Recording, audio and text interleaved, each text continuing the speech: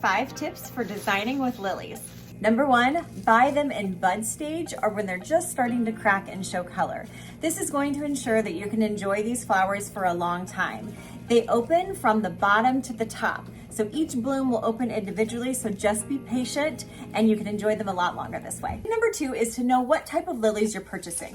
What I have here is Asiatic lilies. Asiatic lilies have almost no fragrance.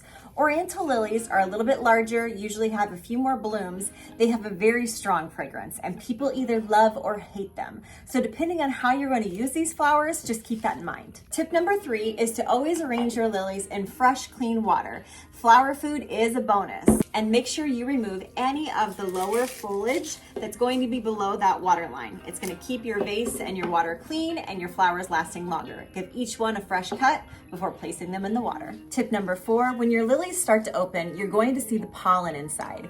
Remove this pollen, and the earlier you do it, the easier, because if you wait too long, it gets really powdery.